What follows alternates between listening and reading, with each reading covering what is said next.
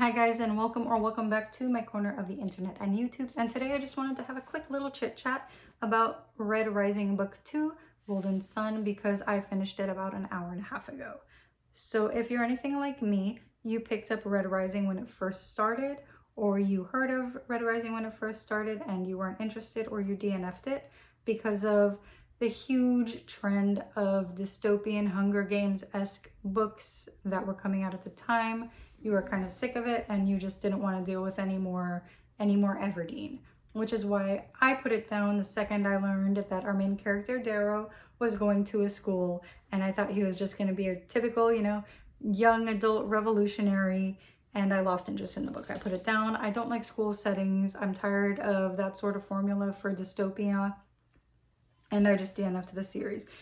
I kept hearing over and over again that it gets way better, it's totally different, but I couldn't get myself through that first book.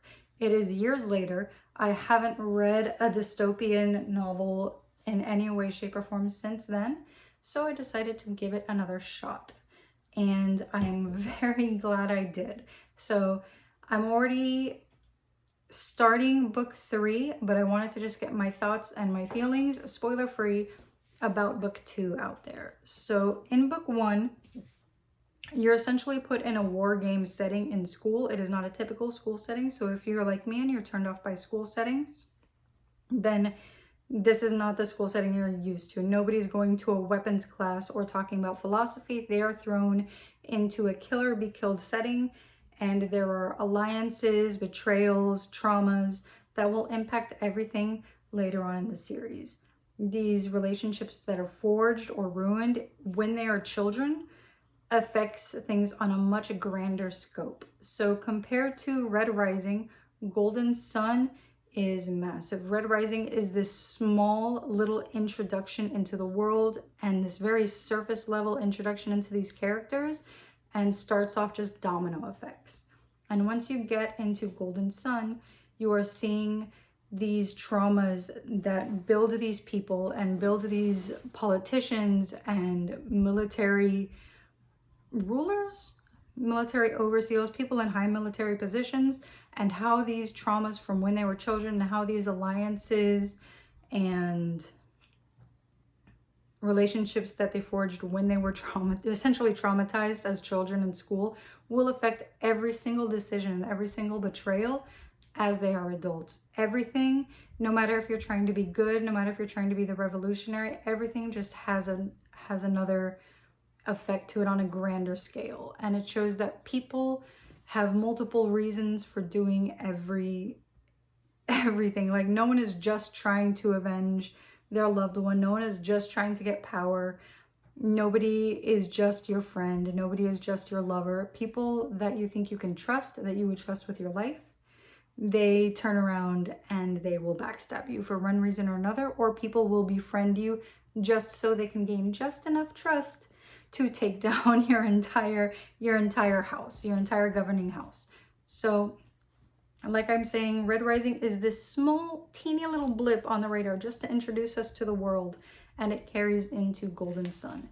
Golden Sun takes place 2 years after Red Rising, when our main character Darrow is already established into his military post. And in the beginning of the book, you are hit hard because they're still kind of playing war games as adults. And in the beginning of the book, about 833 people die immediately. That's not a spoiler. You read the first chapter, 833 people die, and it all trickles back down to things that happened in Red Rising. Alliances that were broken or forged in Red Rising have an effect that massive into the future. And you're going to see that these blood bonds and blood feuds, they just will keep on affecting things intergalactically for generations that have nothing to do with the people that are fighting them now and people that are suffering for it now. Golden Sun is the beginning of a revolution, and the revolution getting snuffed out, and the revolution starting up again, and the revolution being based on someone having their feelings hurt and somebody else just really wanting people to rise up. So there are many different layers. There are many different motivations for people in this book. And I really want to just kind of share the sort of trauma that people are going through. If you read Red Rising, you're going to fall in love with some of these characters. And these characters are going to hurt you. They're either going to hurt you by the things they go through and you just feel for them, or they're going to stab you in the back. And like I said, I don't want to give out any spoilers, but the lesson is just don't trust anybody. And the lesson is that war and revolution is painful. There is no joy. There is no glory. There are no good guys.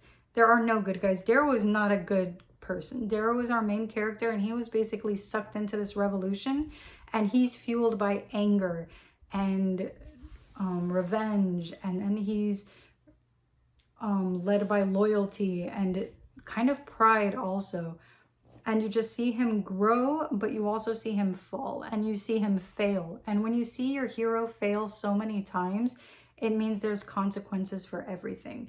And you don't know if you're going to be with this main character in the next book. You don't know if you're going to be with this main character by the end of this book. It is told in first person, but you don't know if you're going to be listening to the same voice by the end of Golden Sun.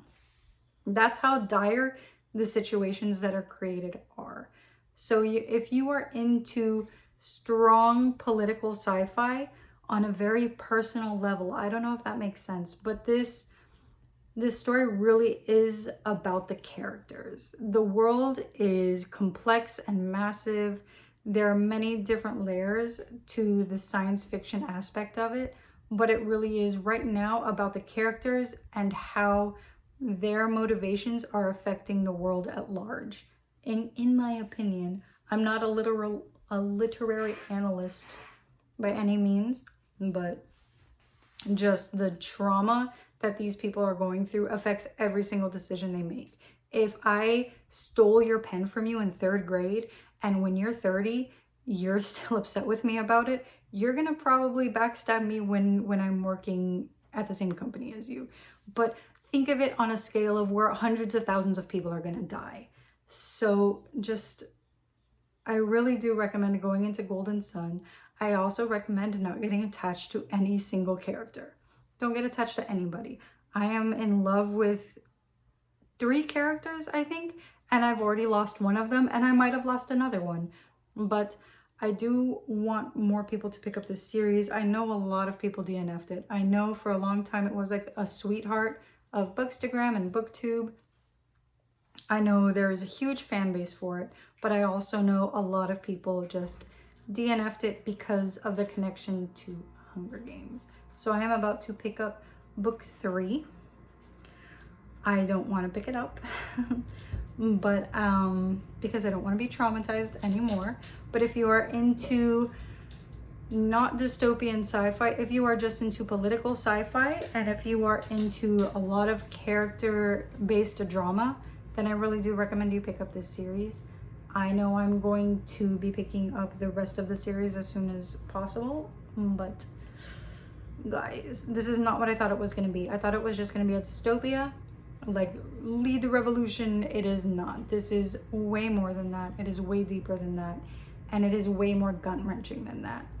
Even though romantic interests, which play a very minor role, the effects of these romantic interests is what plays a major role. Not the relationship itself, but the fact that the relationship exists plays a huge role in the story and in the cause of the revolution. So I want to see where this goes. I will put up a spoiler review later on, but I can't really do a review of this book without giving anything away from the first book, and I can't really talk about the first book without giving away any spoilers. But if you put it down, please pick it up again. Please give it another chance. And if you did read it and you do want to talk about it, even though I'm sure you read it many years ago, just, give me a little chit chat in the comments, and just we'll talk about it somewhere because I'm really enjoying this book. I'm very attached to a couple characters, new and old, and I just want to see what happens. So I'll be here in maybe a week or two, a little less tired and sweaty, and a little more organized in my thoughts, and do a spoiler review of Red Rising and Golden Sun, and maybe Morningstar if I have the guts to finish that. So thank you for hanging out with me, and I'll see you guys next time. Bye.